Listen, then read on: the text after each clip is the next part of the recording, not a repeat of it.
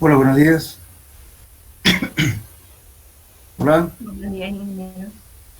Todo bien, ingeniero. hola, buenos días. ¿Me escuchan? Buen día, ingeniero. Sí, ingeniero, ¿se escucha? Ya, ya, me disculpan por el retraso, que me dejaron encerrado, no podía salir con mi vagoneta. Ya. Bueno, comenzaremos con el segundo tema. Antes que nada, quería aclarar lo siguiente, que como tiene que ser presencial, pero tengo entendido de que cuando tienen problemas de salud, digamos, de base, eh, pueden pasar por, por este medio. Y bueno, yo tengo problemas de cardíaco, que ya tienen que operarme 3 veces, no hay que eso no operar. Y entonces vamos a tener que pasar la parte teórica. Ya hablé con el decano, me dijo que uno puede pedir esa opción. Entonces, pero sin embargo, todos los ejercicios, todo lo que hagamos, vamos a tratar de hacerlo que sea en forma eh, presencial, y también el examen, todo eso sea presencial. Entonces, por favor, de todos modos, cualquier cosa yo les comunico a través del auxiliar, por favor, ¿ya? Mientras continuamos más con el asunto por este medio virtual. Bueno, entonces vamos a entrar al segundo capítulo, se llama filtración, drenaje y acción de las heladas. Primeramente vamos a hablar un poquito qué importancia tiene un suelo con la acción de las heladas. Lógicamente, en nuestro medio no existe eso, pero sin embargo, en otras zonas sí, o también en obras muy puntuales, por ejemplo, cuando se hacen frigoríficos, por ejemplo, de conservación de algún producto, entonces podemos tener problemas con el asunto de la helada, o sea, del congelamiento del agua en el suelo. Ya. La temperatura tiene una singular importancia, ¿no es cierto? Que cuando el suelo es húmedo y se congela el agua, lógicamente hace que el suelo cambie de volumen. Y ese incremento de volumen tiene grandes presiones que puede deformar una estructura. Por eso es importante cuando se hace alguna obra, supongamos un frigorífico que está permanentemente con temperaturas menores a 0 grados, entonces hay que hacer ciertas precauciones para las obras, para que no tenga deformación, tampoco sea afectado justamente por el incremento de volumen al congelarse el agua en el suelo que esté húmedo. Entonces, ahora, lógicamente que cuando eh, ese problema es más acentuado cuando estamos, por ejemplo, en zonas donde se hacen carreteras, por ejemplo, en zonas donde hay congelamiento de agua. Entonces, eso es un problema porque el agua, o sea, la humedad que tiene el suelo, eso hace que se congele y incremente el volumen. Entonces, hacer pavimento, cuando se hace pavimento rígido, por ejemplo, tiene bastante problema.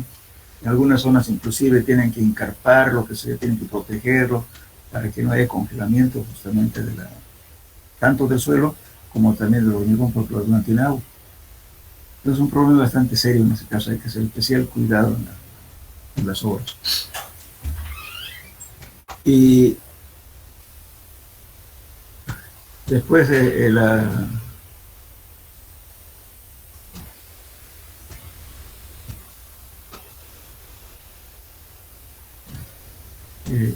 ahora, lógicamente, el control, ahora también otro caso es que cuando el agua, por ejemplo, si tenemos mucha agua en el suelo, también es un problema, ¿no es cierto? Porque hay que ya pensar en cómo vamos a evacuar esa agua para que no haya problema, o bajar niveles de agua cuando se va a hacer una obra determinada. Supongamos que vamos a hacer un sótano a 5 metros, digamos. Generalmente los sótanos tienen aproximadamente una profundidad de 3,5 metros, aproximadamente. Cuando el semisótano tiene unos 50 hasta 2.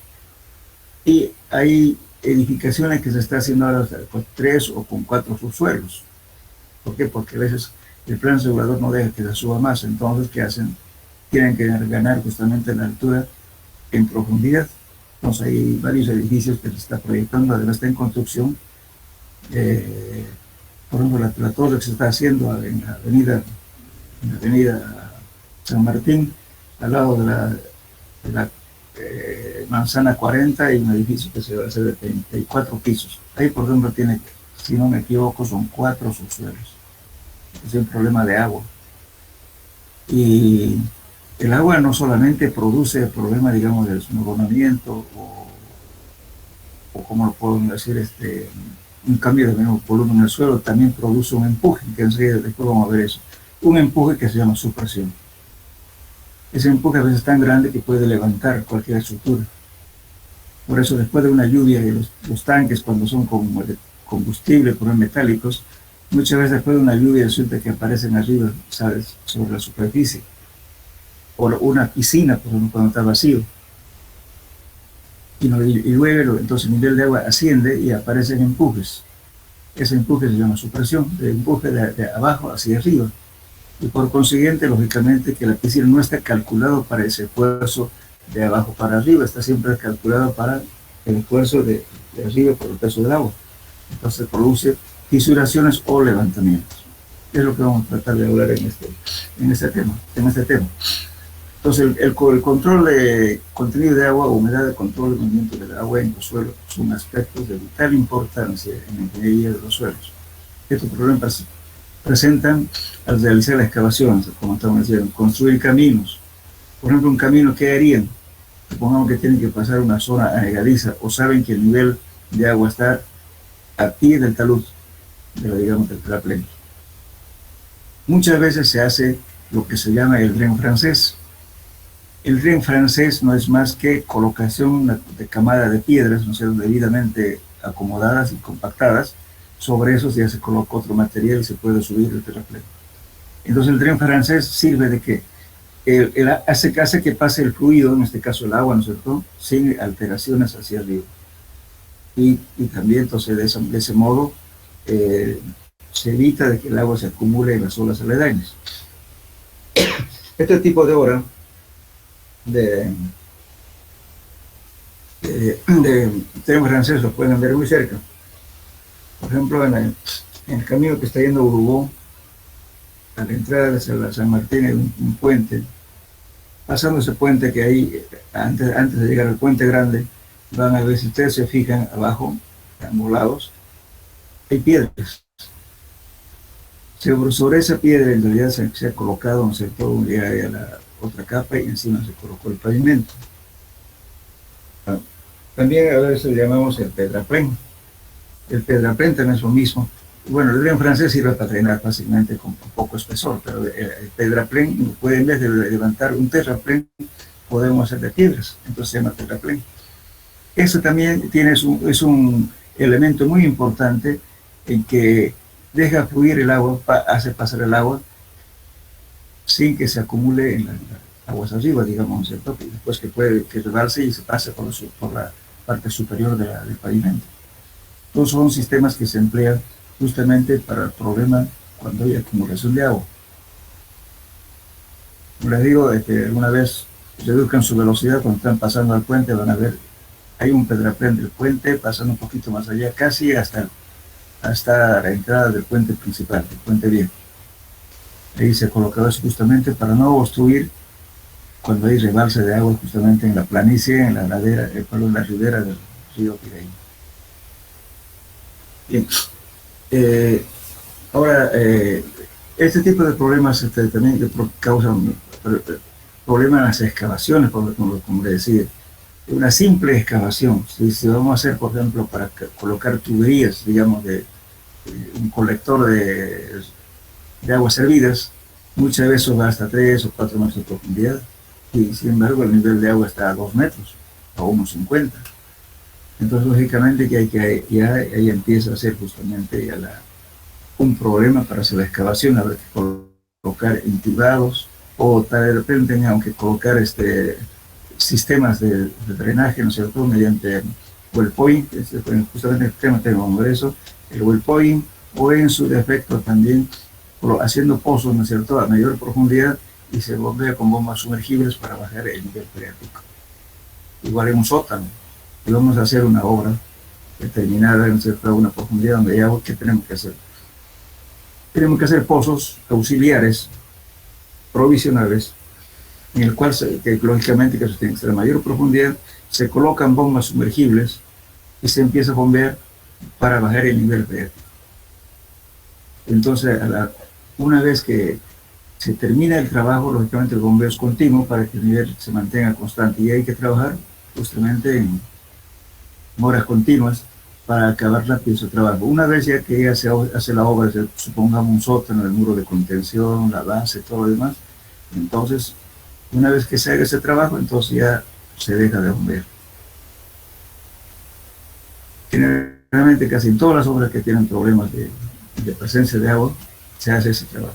En sótanos, edificios, para sistemas de, como decía el rato, de colocar tuberías, por ejemplo, ¿no es cierto?, para aguas servidas. En fin, hay que abatir el nivel freático.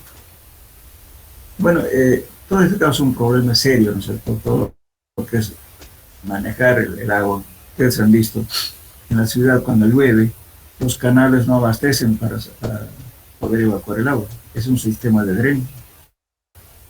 Como no están bien calculadas o de repente no se consideró las pendientes o en su defecto, no sé, de repente por el cambio también climático, entonces las lluvias son más intensas en un tiempo más reducido y por tanto hay rebalse inclusive de muchos canales que no abastecen, digamos, con el caudal de agua. Todo eso es justamente que hay que tener en cuenta en la ejecución de las obras. Bueno, podemos llamar, ahora también quería hablar un poquito de las presas, cuando inclusive si ustedes pueden hacer un dique, por ejemplo. Vamos a ver un poco más detalle después. Yo solamente estoy dando una ilustración para qué sirve este tema. Si supongamos que van a hacer un dique, por ejemplo, ¿no es cierto?, para tratamiento de aguas servidas. Entonces, ¿qué es lo que tienen que hacer ellos? Tienen que evitar de que el agua contaminada se infiltre hacia el acuífero que vamos a tomar agua. Entonces, en ese caso, tiene que ser impermeable el suelo de tal modo que no permita la infiltración de las aguas servidas. Entonces, en ese caso, pondremos arcilla debidamente compactada, con tratamiento de repente de una manta sintética, y luego, ¿no es cierto?, recién asegurado, digamos, la impermeabilidad, recién echamos el agua servida para que ese proceso, digamos, ¿no es cierto?, de el tratamiento de aguas servidas, ¿no es cierto?, que hay que tratar de que todos los residuos sólidos que hablan ahí se conviertan en agua que se pueda botar el excedente hacia las cuencas, porque eso va, ¿qué hace? En la laguna de oxidación, ¿no es cierto?, que bota su parte a la cuenca del Río Grande y otra parte bota justamente al río Piraí. En cuestión de la laguna que está en Canalizzuto, botan las aguas ya tratadas al río Piraí. Pero lógicamente el tratamiento de las aguas, digamos, de las bacterias no es tanto problema, ¿no es cierto?, porque al final eso se puede controlar, aunque si hirviendo el agua no puede tomarlo, pero el problema es la contaminación química también. Entonces los químicos que se utilizan, por ejemplo, en la industria, ¿no es cierto?, de fabricación de algunos productos son contaminantes y su valor residual para que se descomponga totalmente en ocurrir muchos años. Entonces eso hay que tomar en cuenta también, ¿no? Pero justamente estamos tratando de los problemas que causa justamente la presencia de agua. Lógicamente tampoco con agua no es fundamental para la vida, pero depende en qué circunstancias, ¿cierto? Especialmente las obras cuando hacemos nos causa un problema para poder controlar este asunto. Y bueno, la energía que posee una partícula de agua está en tres formas. Uno que es energía potencial debido a su altura, la energía de presión debido a la presión del agua y energía cinética. Generalmente esta energía cinética en suelos casi no se lo toma en cuenta debido a que la velocidad que fluye el agua es a muy baja velocidad. Por ejemplo, en el caso de las arenas está 1 por 10 a la menos 2, a la menos 1, y en arcillas está 1 por 10 a la menos 8 o a la menos 9 centímetros por segundo. Ese es digamos, su coeficiente de permeabilidad en las arcillas. Entonces, una velocidad muy baja y por tanto no es de gran importancia la energía cinética. La energía del agua se expresa generalmente como carga, una dimensión lineal que se expresa en kilogramos por kilo. Y la altura que asciende el agua se llama piezómetro, o nivel piezométrico. Por ejemplo, ya que estamos hablando de este sistema, supongamos que el nivel de agua está a 3 metros y voy a hacer yo mi construcción a 2,50, de repente a 2 metros. Entonces, cuando se libera justamente el peso del confinamiento, justamente la presión a veces del agua que se descontrola, y el agua asciende para arriba.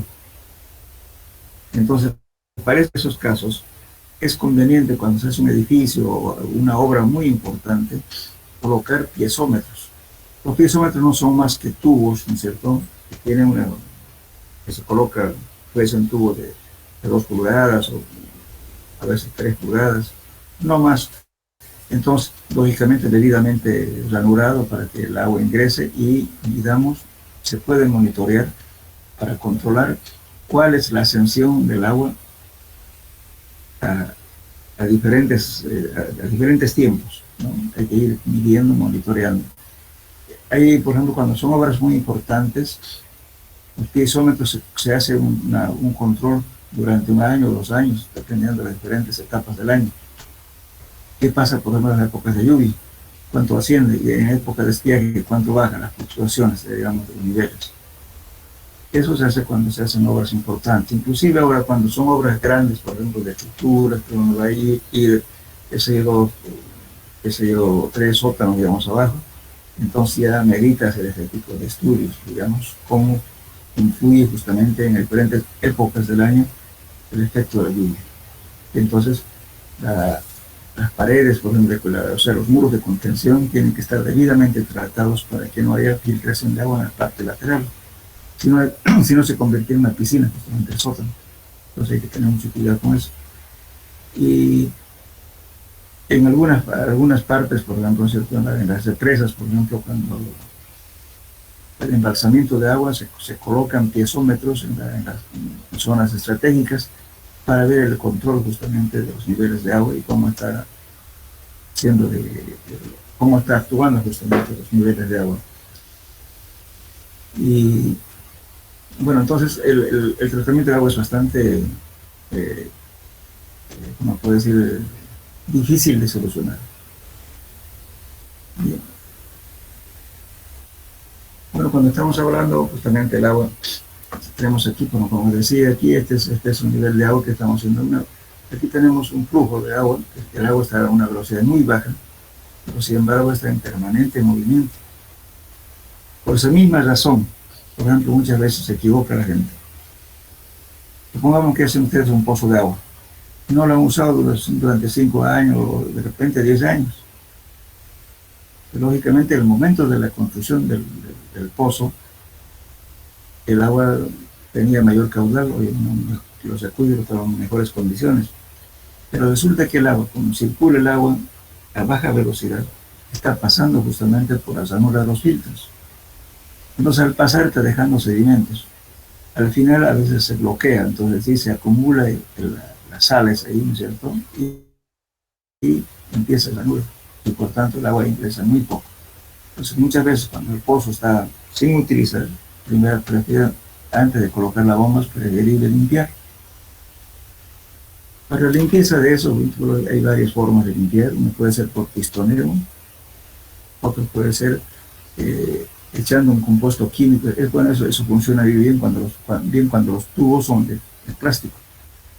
En tubos metálicos no es corrosivo, entonces se le echa un producto y se le espera 24 o 48 horas para que desprenda justamente ese producto, todas las sales que están incrustados en las ranuras de los filtros.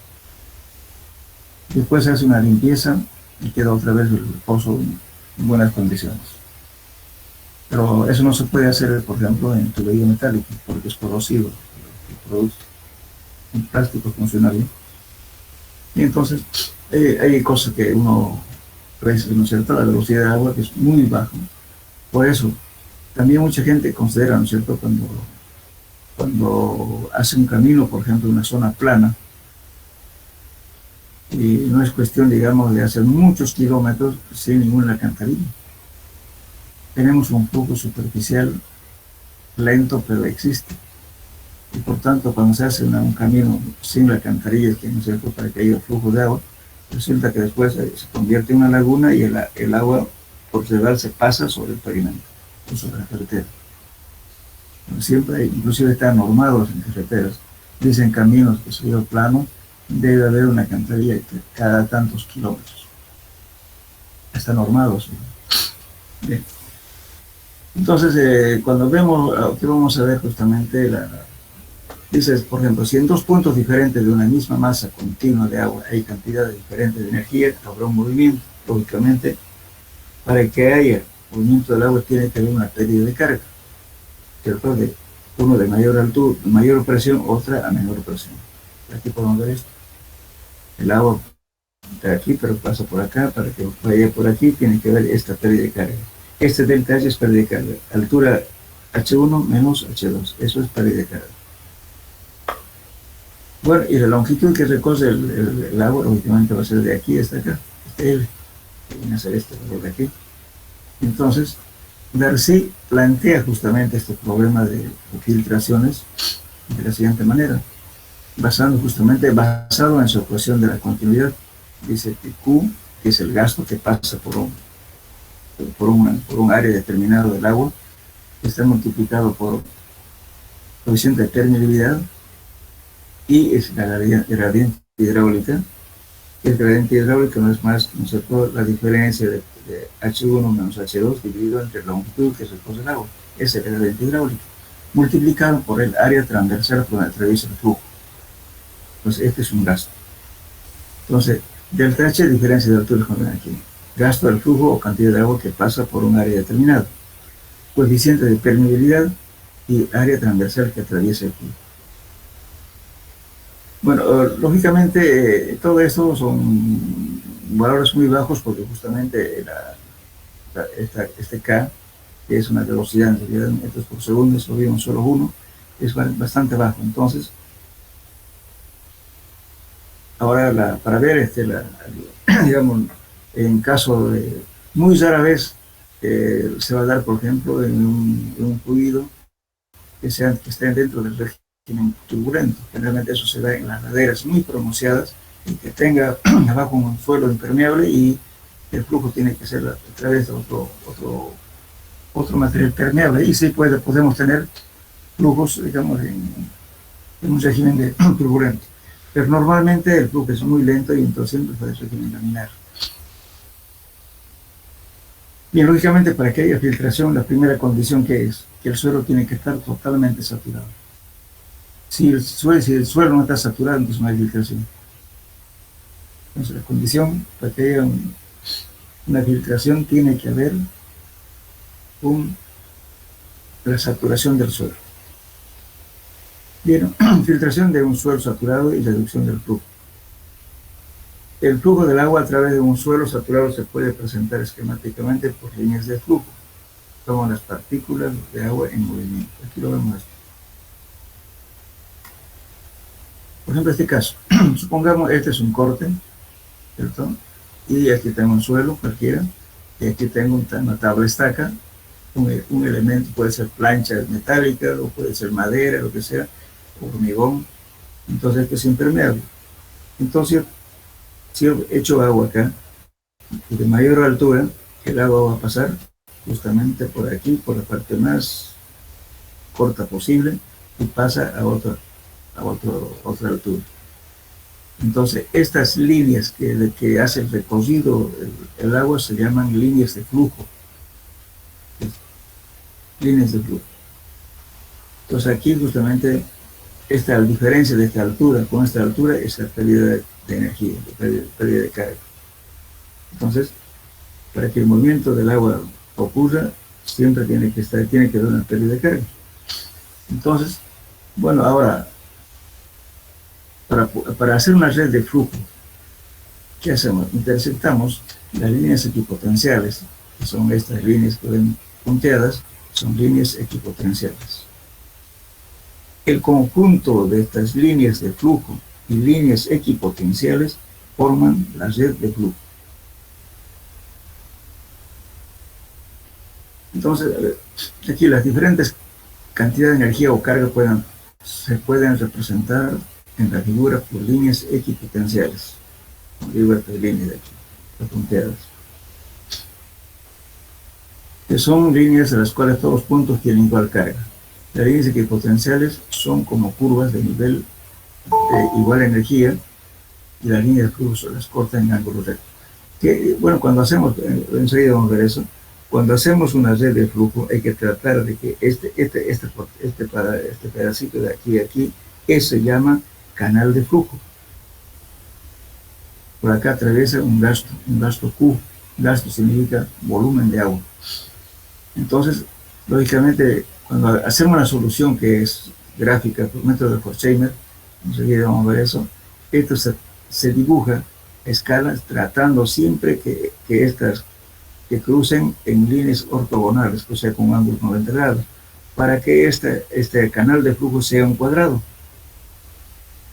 Lógicamente, es decir, en este tipo de cálculos, los cálculos no son tan exactos. Puede depender mucho del tipo de dibujo, de la escala que uno emplea, en fin, ¿no es cierto? Pero es de gran ayuda para calcular la filtración del agua a través de un suelo. Bien, entonces, dice, el esquema de la línea de flujo y la línea de potenciales se denomina red de flujo. Entonces, esto es red de flujo. Para que no se olviden, ¿quién me dice que la red de flujo? Están conformadas por las líneas de flujo y la línea equipotencial. Este conjunto de estos elementos se llama red de flujo.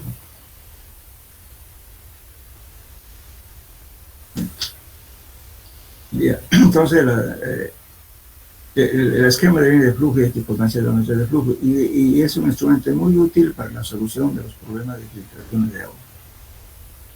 Bueno, si el flujo, perdón, si el medio por donde va a atravesar el flujo de agua es homogéneo, entonces se puede aplicar justamente una reducción matemática del flujo, que es justamente la ecuación de Laplace, que vamos a ver una ecuación.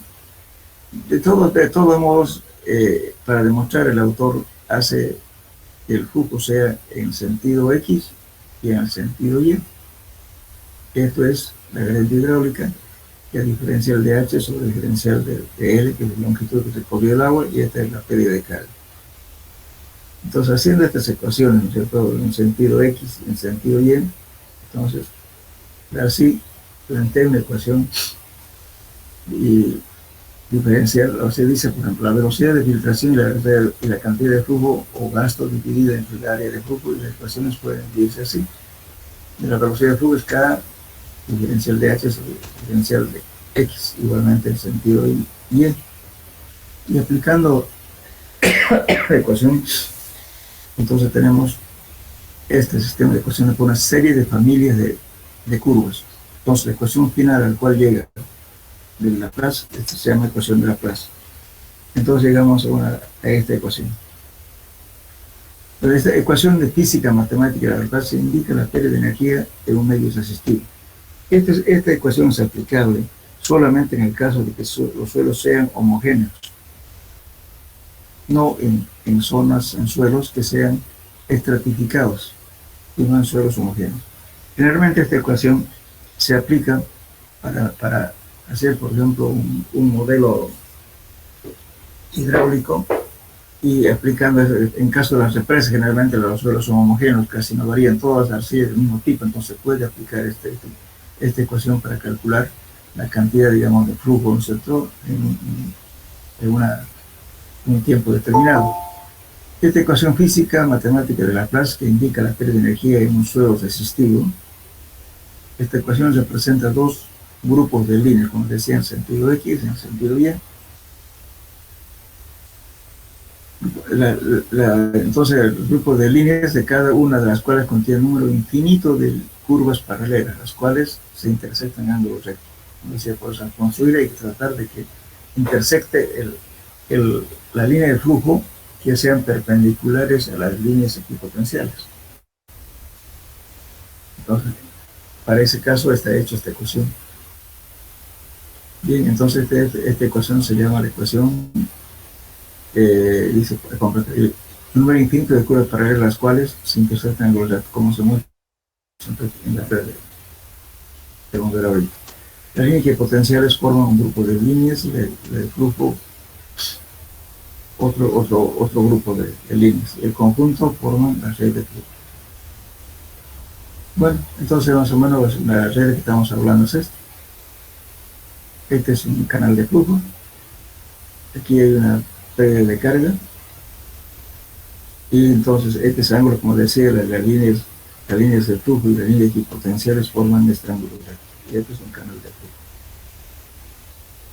Bueno, entonces esta ecuación de Laplace solamente es aplicable, vuelvo a repetir, para suelos que sean homogéneos.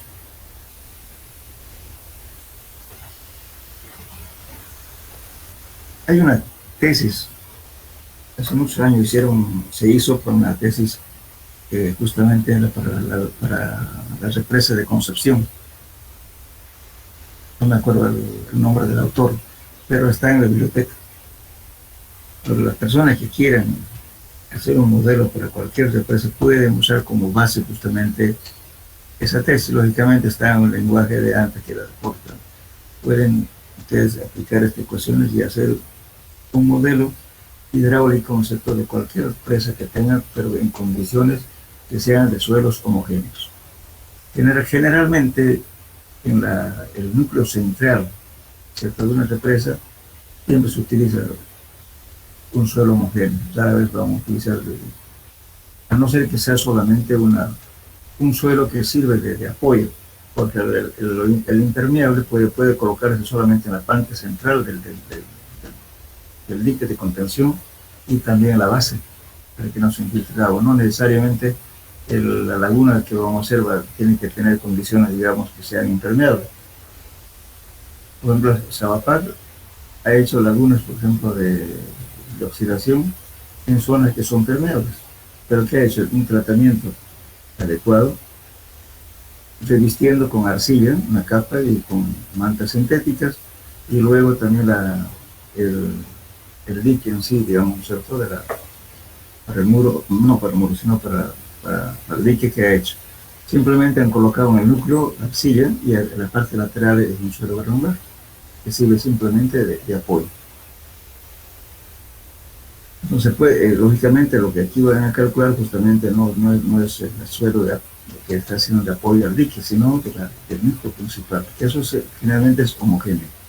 Entonces pueden hacer un modelo hidráulico para esos casos. Y justamente este alumno que hizo su tesis de grado era para la laguna de Concepción.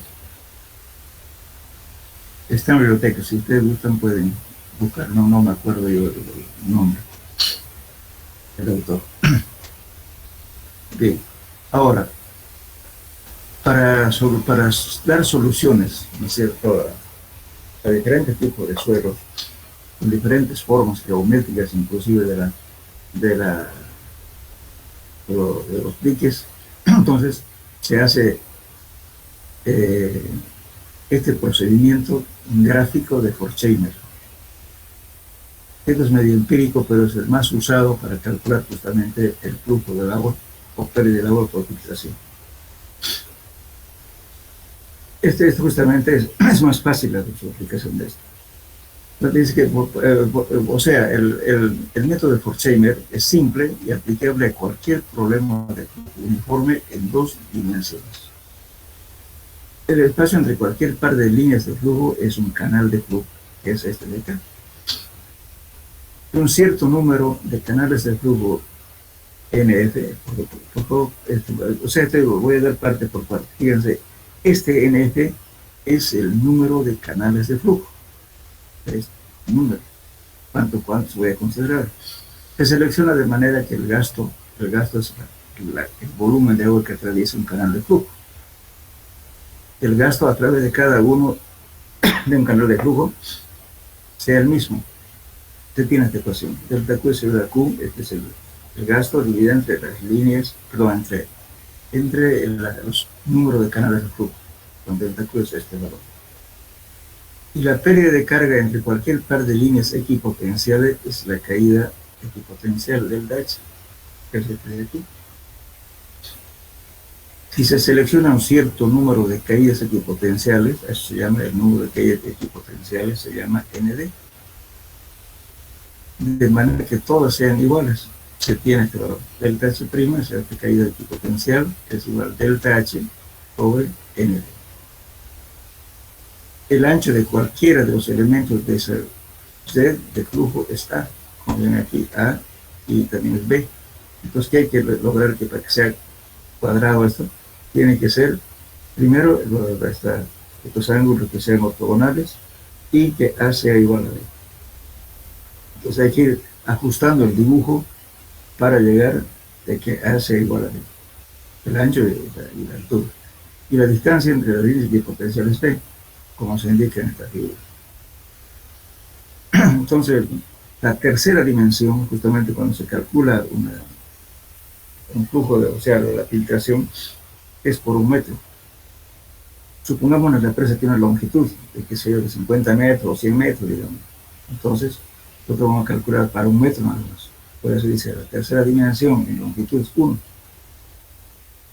Entonces, si queremos saber el total de todas las represas, entonces multiplicaremos por 100, el resultado que vamos a tener por 1, multiplicamos por 100, eso nos da la cantidad total. El gradiente y el gasto están dados por esta ecuación. Entonces, al final, esta es la ecuación de Darcy, que partimos de la cantidad delta Q es Q sobre, reemplazando todas estos valores que hemos visto acá, vamos a llegar a esta ecuación. K es el coeficiente de permeabilidad, y si fíjense aquí, delta H hace delta H sobre N, ND sobre el ancho multiplicado por A.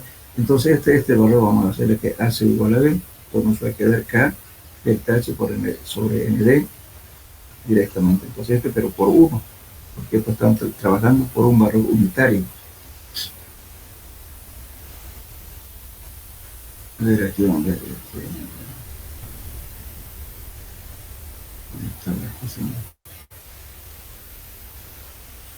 Bueno, la ecuación que partimos justamente es esto de aquí, esta ecuación.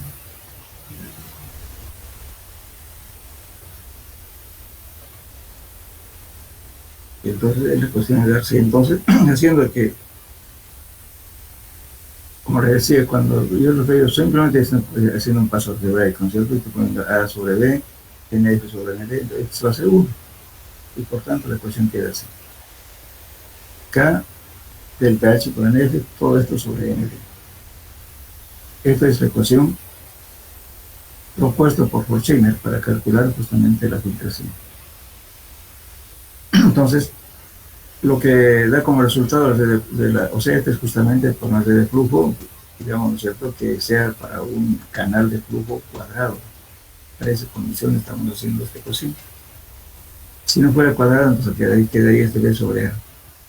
Pero generalmente el autor recomienda de que esto que sea el ancho y en las dos dimensiones que sean iguales para que sea esto 1.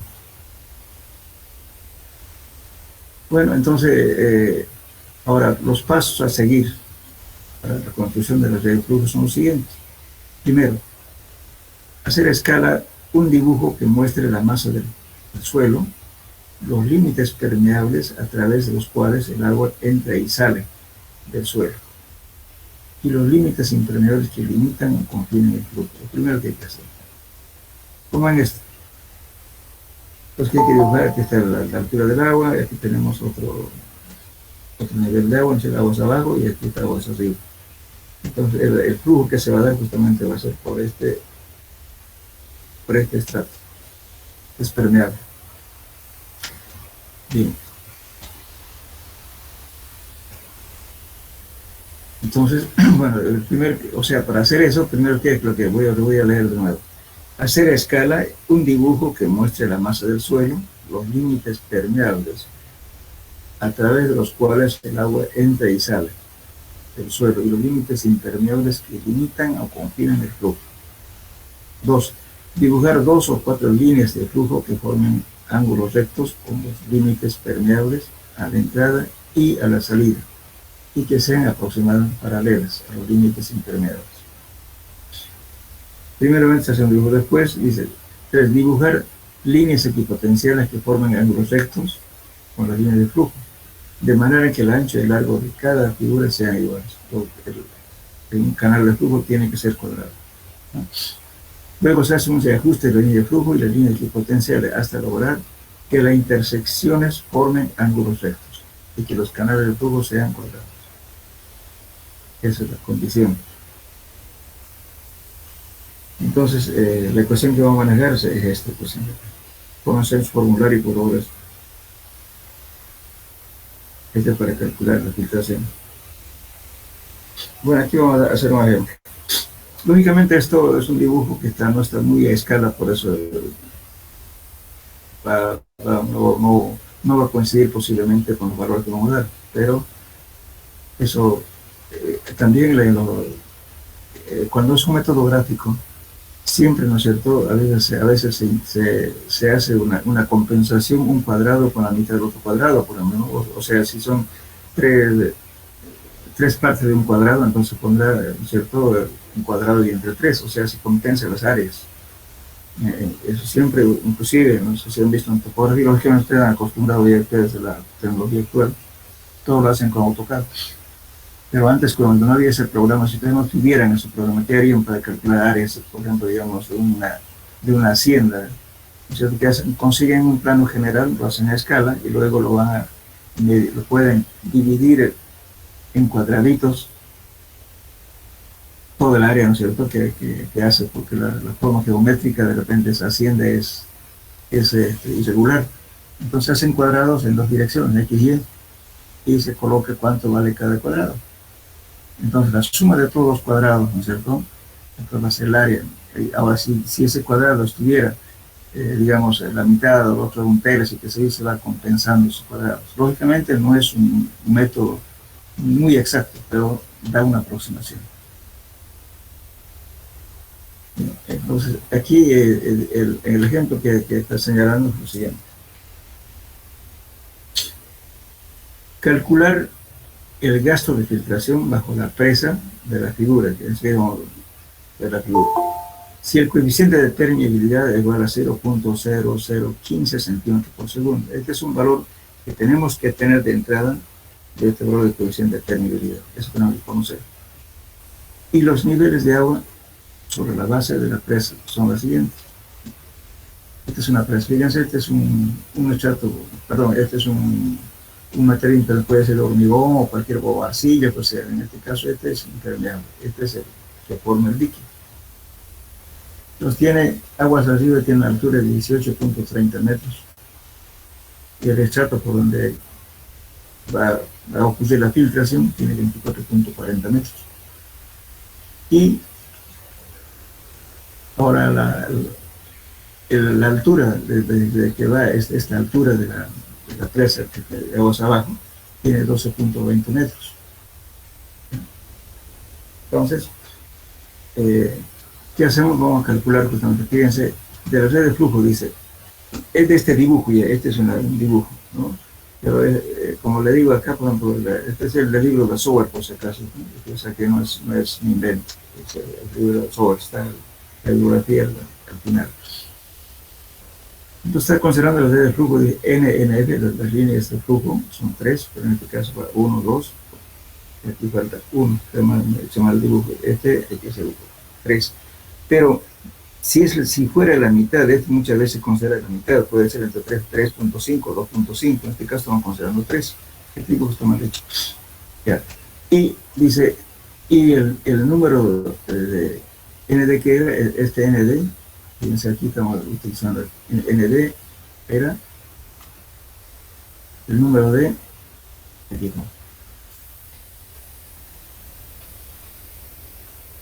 Q viene a ser el número de líneas de flujo y ND viene a ser las caídas equipotenciales, que son estas de aquí. Entonces aquí estamos dando que es línea de equipotenciales ND, en el ejemplo. ND entonces va a ser igual a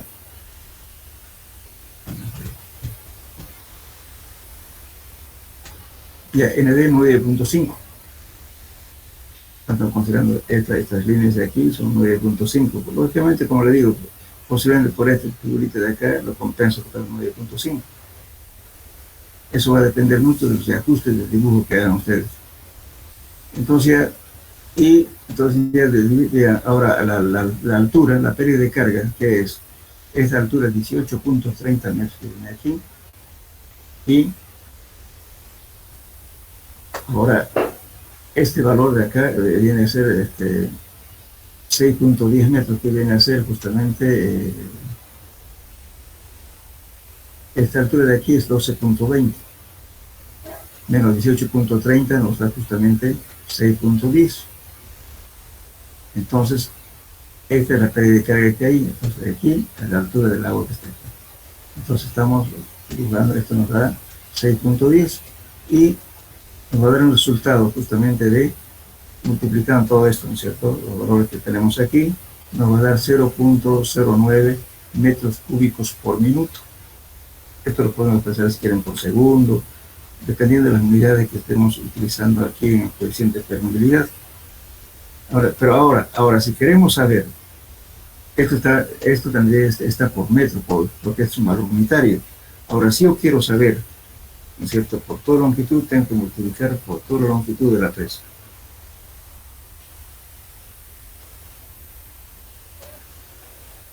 Ahora, ya se ha multiplicado todo esto para tú, ya. Ahora, la longitud de la presa es de 259 metros, entonces esto nos da 0.09 metros cúbicos por minuto, pero en toda la longitud de la presa. No sé si me renunció hasta que no está, pero ¿qué quiere decir? Aquí, o sea, la longitud en este sentido, ¿no es cierto?, del cierre, es justamente 259 metros. Entonces, este resultado que hemos sacado aquí lo estamos multiplicando por 256. Aquí este resultado nos dio justamente, ¿no es cierto?, por segundo. Entonces, aquí nos da metros cuadrados segunda, pero está multiplicado por un metro, 300 metros cúbicos por segundo. Aquí falta 3 metros cúbicos por segundo. Ahora, si lo multiplico por toda la longitud, entonces me va a dar justamente metros cúbicos por minuto, que ya estoy multiplicando por 60. Como está por segundo, lo estoy convirtiendo en minutos. Si quieren, pueden empezar por día, por año, como quieran, ¿cierto? Entonces ya el resultado que nos va a dar es esto multiplicado por un metro. Pues con eso da metros cúbicos segundo. Porque ese resultado está calculado para un metro de faja de la represa. Lógicamente, sí, o sea, en este caso, ¿no es cierto?, muchas veces no siempre va a presentar de esta forma un dique. Puede presentar que de repente, que esté hundido más acá, o de repente con dentellones, hay algunos que ponen así y ponen aquí una base de mayor altura. Entonces, ese dibujo es medio imaginario en realidad, es un método netamente gráfico. No hay por eso de la apreciación de un autor a otro va a variar, no va a ser la misma. De todos modos, yo les voy a dar un práctico. No esté resuelto los ejercicios, pero voy a dar los datos de entrada y los resultados. Lógicamente, ustedes nunca van a sacar lo mismo que el autor sacó, pero van a aproximarse a su valor. Le voy a pasar unos diques que ir con los datos y ustedes van a calcular, y además les voy a pasar la respuesta del autor. Son preguntas, como se puede decir, con respuestas, pero no está el dejador. Pero entonces el mismo proceso ya tiene que ir ajustando cada vez para llegar al valor más o menos que da el autor. Esa es la respuesta.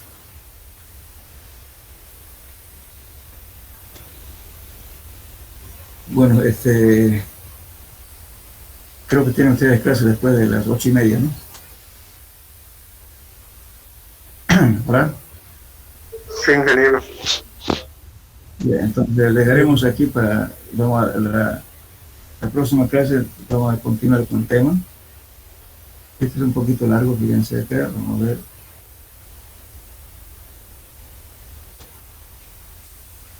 Bueno, sí, es la próxima clase lo que vamos a hacer, entonces que vamos a quedar en este punto. Después, por favor, la próxima clase, porque hay gente que aún quería entrar, llega muy tarde. ¿Qué les parece? Habíamos quedado, ¿no es cierto?, a las 7:30, ¿no es cierto?, el día miércoles, ¿no? Es hora, por favor, pero a las 7:30 por corto no voy a dejar entrar a nadie, ¿no? Ya, hasta las 7:30 tenemos tolerancia. Entonces, quedamos aquí.